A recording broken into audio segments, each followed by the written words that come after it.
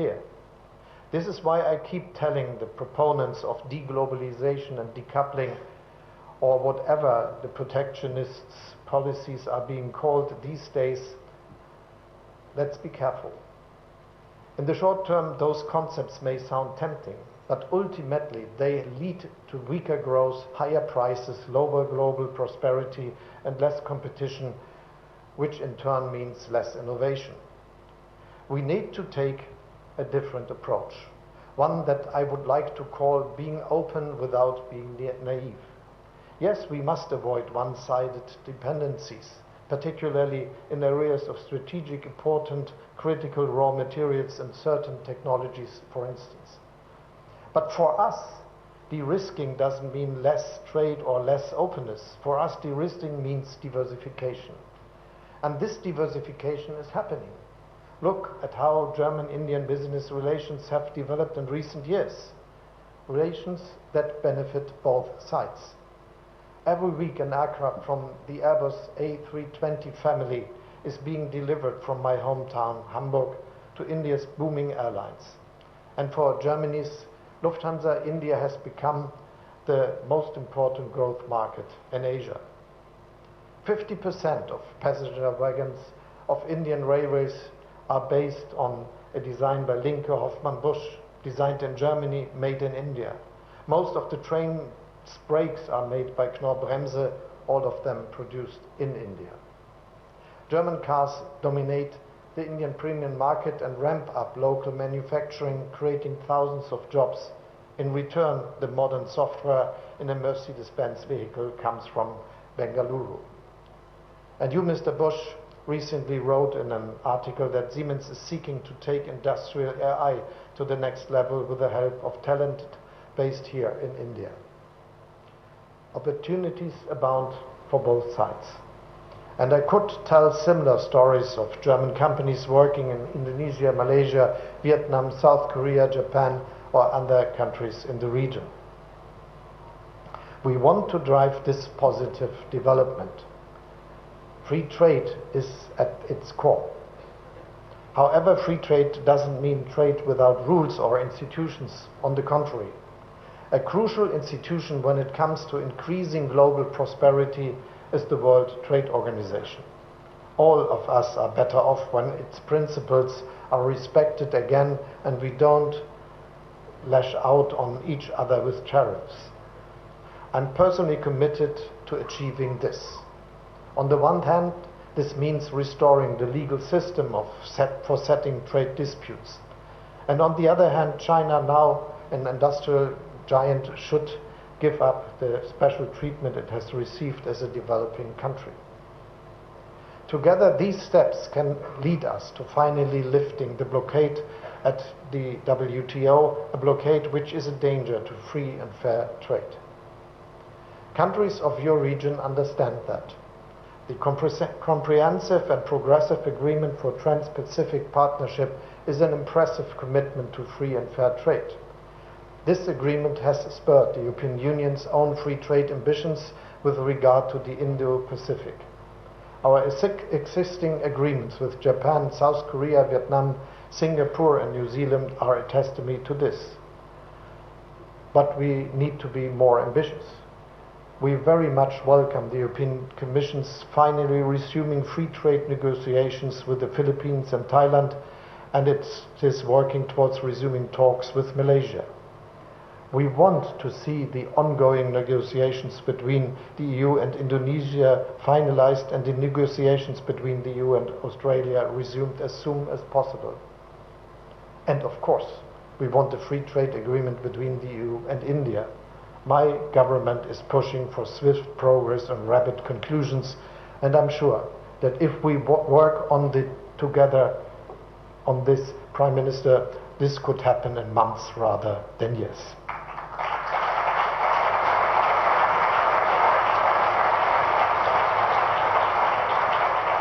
There's one last aspect that I would like to mention, as it underlines what I mean by being open without being naive. Only a few days ago, the German government agreed on a strategy to attract skilled Indian employees to Germany. Even today, Indians are the largest group of foreign students at our universities. Last year alone, the number of Indians working in Germany grew by 23,000. Their talent is a welcome addition to our labor market. And let me add, we don't just welcome talent from India to work in Germany, but from all of your countries. To make this happen, we passed one of the world's most progressive laws for labor immigration. We are digitizing our visa process, speeding up procedures and making them more user-friendly. At the same time, we are reducing irregular migration and facilitating returns of those who have no right to be in our country. The message is that Germany is open for skilled workers, but that we can decide who comes. This is important because only then will our citizens continue to accept our openness. This brings me back to the beginning of my remarks and the three winners of the Nobel Prize. One of the key lessons of their work is that open societies are more likely to prosper. We need to maintain the spirit of openness in our countries and in today's world. So let us be the ones that spread it. Thank you very much.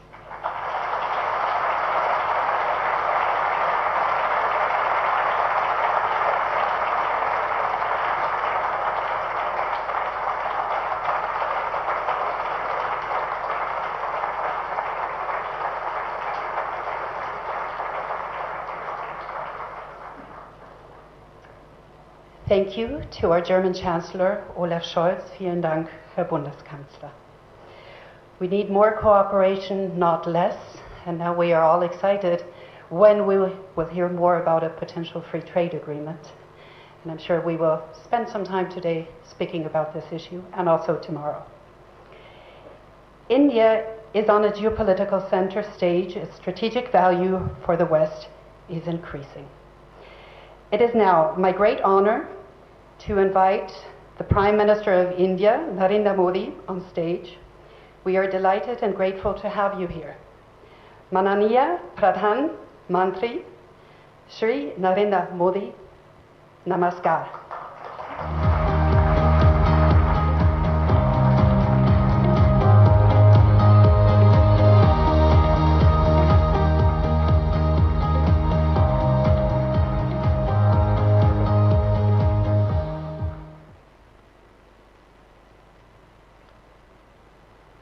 Excellency, Chancellor Scholz, Vice Chancellor Dr. Robert Habeck, Bharat सरकार के मंत्रीगण, Asia Pacific committee of German business के chairman doctor Bush, Bharat, Germany और Indo Pacific देशों के industry leaders, देवी और सज्जनों, नमस्कार, गुटन टाग। साथियों, आज का दिन बहुत विशेष है। मेरे मित्र चांसलर शोल्ज चौथी बार भारत आए हैं, पहले मेयर के रूप में और 3 बार चांसलर बनने के बाद उनका यहां आना भारत जर्मनी संबंधों पर उनके फोकस को दिखाता है। 12 साल के बाद भारत में Asia Pacific conference of German business का आयोजन हो रहा है। एक तरफ यहां सीईओ की फोरम की बैठक हो रही है, दूसरी तरफ हमारी नौसेना साथ में अभ्यास कर रही है। गोवा में German naval ships port call पर है और अब से थोड़ी ही देर में भारत और जर्मनी के बीच 7वें इंटर गवर्नमेंटल कंसल्टेशन का भी आयोजन होना है। यानी हर कदम हर मोर्चे पर भारत और जर्मनी की दोस्ती गहरी हो रही है। साथियों, ये साल भारत जर्मनी स्ट्रैटेजिक पार्टनरशिप का 25वां वर्ष है। अब आने वाले 25 वर्ष इस पार्टनरशिप को नई बुलंदी देने वाले हैं। हमने आने वाले 25 वर्षों में विकसित भारत का एक रोडमैप बनाया है। मुझे खुशी है कि ऐसे महत्वपूर्ण समय में जर्मन कैबिनेट ने focus on India document release किया है। विश्व की 2 सशक्त डेमोक्रेसीज, विश्व की 2 लीडिंग इकोनॉमीज साथ मिलकर कैसे फोर्स फॉर ग्लोबल गुड बन सकती हैं। फोकस ऑन इंडिया डॉक्यूमेंट में उसका ब्लूप्रिंट है। इसमें स्ट्रैटेजिक पार्टनरशिप को होलिस्टिक तरीके से आगे बढ़ाने की अप्रोच और कमिटमेंट साफ दिखता है। खास तौर पर भारत की स्किल्ड मैन पावर पर जर्मनी ने जो भरोसा जताया है वो अद्भुत है। जर्मनी ने स्किल्ड भारतीयों के लिए हर वर्ष मिलने वाले वीजा की संख्या 20,000 से बढ़ाकर 90,000 करने का फैसला किया है। मुझे विश्वास है कि इससे जर्मनी की ग्रोथ को नई गति मिलेगी। साथियों, हमारी आपसी व्यापार $30 बिलियन से अधिक के स्तर पर पहुंच चुका है। आज एक तरफ सैकड़ों जर्मन कंपनियां भारत में हैं, तो वहीं भारतीय कंपनियां भी तेजी से जर्मनी में अपनी प्रेजेंस बढ़ा रही हैं।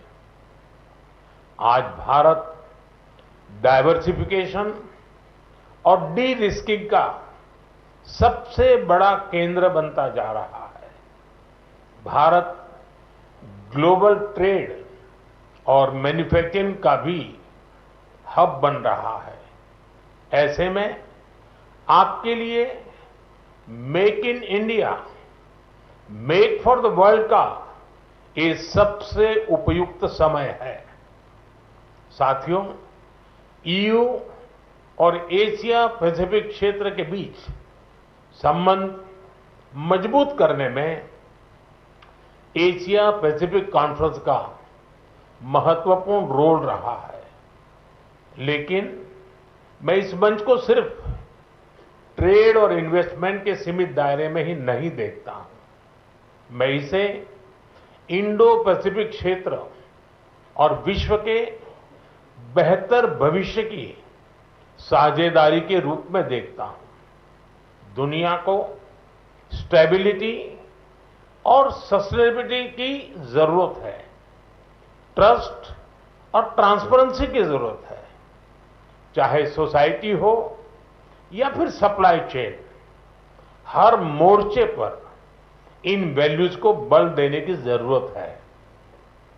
इनके बिना कोई भी देश, कोई भी रीजन अपने बेहतर फ्यूचर की कल्पना नहीं कर सकता। इंडो पैसिफिक रीजन तो दुनिया के फ्यूचर के लिए बहुत जरूरी है। ग्लोबल ग्रोथ हो, पॉपुलेशन हो, स्किल्स हो, इस रीजन का कंट्रीब्यूशन और पोटेंशियल दोनों बहुत व्यापक है। इसलिए इस कॉन्फ्रेंस का महत्व और भी बढ़ जाता है। फ्रेंड्स, भारत की जनता एक स्टेबल पॉलिटी और प्रिडिक्टेबल पॉलिसी इकोसिस्टम को बहुत महत्व देती है। यही वजह है कि 60 साल बाद एक सरकार को लगातार 3rd टर्म मिला है। भारत की जनता का ये ट्रस्ट बीते एक दशक में रिफॉर्म, परफॉर्म, ट्रांसफॉर्म वाली गवर्नेंस के कारण मजबूत हुआ है। जब देश का सामान्य नागरिक ये सोच रहा है, तब आप जैसे बिजनेस के लिए, आप जैसे इन्वेस्टर्स के लिए भारत से बेहतर स्थान क्या हो सकता है। साथियों, आज भारत डेमोक्रेसी, डेमोग्राफी, डिमांड और डेटा, इसके 4 मजबूत पिलर्स पर खड़ा है। टैलेंट, टेक्नोलॉजी, इनोवेशन और इंफ्रास्ट्रक्चर भारत की ग्रोथ के टूल्स हैं। इन सभी को ड्राइव करने वाली एक और बड़ी ताकत आज भारत में है। ये ताकत है एस्पिरेशनल इंडिया, यानी एआई, आर्टिफिशियल इंटेलिजेंस और एआई एस्पिरेशनल इंडिया की डबल ताकत भारत के पास है। और एस्पिरेशनल इंडिया को हमारा यूथ ड्राइव कर रहा है। बीती सदी में डेवलपमेंट को मुख्यतः नेचुरल रिसोर्सेज ने गति दी थी। 21st सेंचुरी को ह्यूमन रिसोर्स और ह्यूमन इनोवेशंस गति देने वाले हैं। इसलिए भारत अपने यूथ की स्किल्स और टेक्नोलॉजी के डेमोक्रेटाइजेशन पर बहुत फोकस कर रहा है।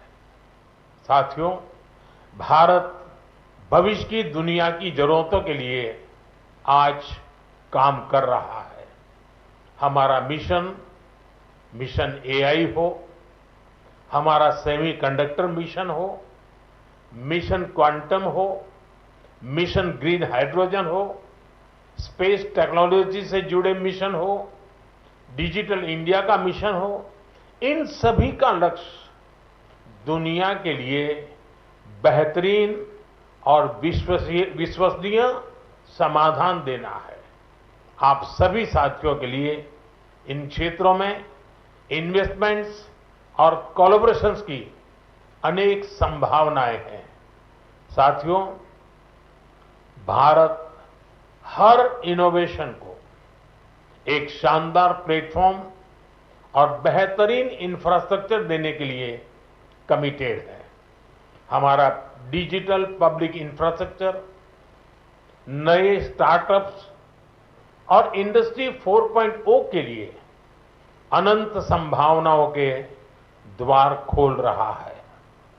आज भारत अपने फिजिकल इंफ्रास्ट्रक्चर को पूरी तरह से ट्रांसफॉर्म करने में जुटा है। रेल, रोड, एयरपोर्ट और पोर्ट में रिकॉर्ड इन्वेस्टमेंट किया जा रहा है। इसमें जर्मन और इंडो पैसिफिक रीजन की कंपनियों के लिए अनेक संभावनाएं हैं।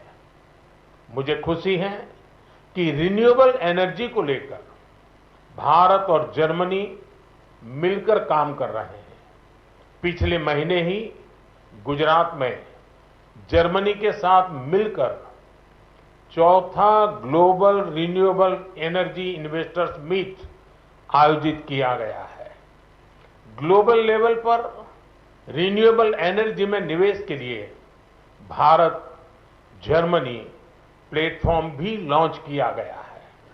मुझे उम्मीद है कि ग्रीन हाइड्रोजन इकोसिस्टम की जो संभावनाएं भारत ने बनाई है, उसका फायदा भी आप जरूर उठाएंगे। साथियों, भारत की ग्रोथ स्टोरी से जुड़ने का यही समय है, सही समय है, जब भारत का डायनेमिज्म और जर्मनी का प्रिसिशन मिलता है, जब जर्मनी की इंजीनियरिंग और भारत का इनोवेशन मिलता है, जब जर्मनी की टेक्नोलॉजी और भारत का टैलेंट मिलता है, तब इंडो पैसिफिक के साथ साथ पूरी दुनिया का बेहतर भविष्य तय होता है। साथियों, आप बिजनेस वर्ल्ड से जुड़े हैं, आपका तो मंत्र होता है when we meet we mean business. लेकिन भारत आना सिर्फ बिजनेस ही नहीं होता, भारत के कल्चर, कुजीन और शॉपिंग को आपने समय नहीं दिया तो आप बहुत कुछ मिस करेंगे। मैं आपको विश्वास दिलाता हूं, you will be happy and back home your family will be happier. ये कॉन्फ्रेंस और भारत में आपका स्टे दोनों मंगल हो, इसी कामना के साथ आप सभी का बहुत बहुत धन्यवाद। Thank you.